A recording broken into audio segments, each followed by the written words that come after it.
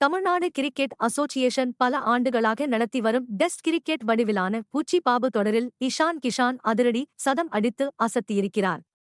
நீண்ட நாட்களாக இந்திய அணியில் விளையாட வாய்ப்பு கிடைக்காததால் தனக்கு அதிகப்படியான மனச்சோர்வை அளிப்பதாக கூறி அணியை விட்டு வெளியேறினார். இந்த நிலையில் திருநெல்வேலியில் மத்திய பிரதேச அணிக்கு எதிராக நடைபெற்ற போட்டியில் 84 பந்துகளில் 92 ரன்னில் இருந்தபோது சதத்தைப் பற்றி கவலைப்படாமல் அடுத்தடுத்து 2 சிக்சர்களை விளாசி தனது டெஸ்ட் சதத்தை பூர்த்தி செய்தார். தனது வழக்கமான அதிரடி ஆட்டத்தையும் மாற்றாமல் சதம் அடித்திருப்பது மூலமாக விக்கெட் கீப்பிங் பேட்ஸ்மேனாக தானும் இருப்பதை தேர்வுக்குழுவுக்கு அழுத்தம் திருத்தமாக நிரூபித்திருக்கிறார்.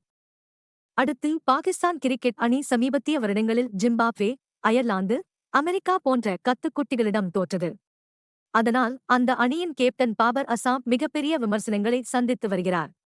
ஏனெனில் அவரை விராட் கோலியை விட சிறந்த பேட்ஸ்மேன் என்று பாகிஸ்தான் முன்னாள் வீரர்களும் ரசிகர்களும் கொண்டாடுவது வழக்கமாகும். 2023 உலகக் கோப்பையிலும் 2024 டுவெண்டி உலகக் கோப்பையிலும் அரை சதமடிப்பதற்கே திண்டாடிய அவர் பாகிஸ்தானின் வெற்றிக்கு உதவவில்லை. அந்த சூழ்நிலையில் ஒருநாள் போட்டிகளுக்கான தரவரிசை பட்டியலில் பாபர் அசாம் தொடர்ந்து உலகின் நம்பர் 1 பேட்ஸ்மேனாக முதலிடத்தில் இருக்கிறார். உலகக்கோப்பை உட்பட கடந்த ஒரு வருடமாக சுமாராக விளையாடிய பாபர் அசாம் எப்படி உலகின் நம்பர் 1 பேட்ஸ்மேனாக இருக்க முடியும் என முன்னாள் பாகிஸ்தான் வீரர் பசித் அலி ஐசிச்சிக்கு கேள்வி எழுப்பியுள்ளார். 2024 இலங்கை தொடரில் அசத்திய ரோஹித் சர்மா 2வது இடத்துக்கு முன்னேறி சாதனை படைத்தார்.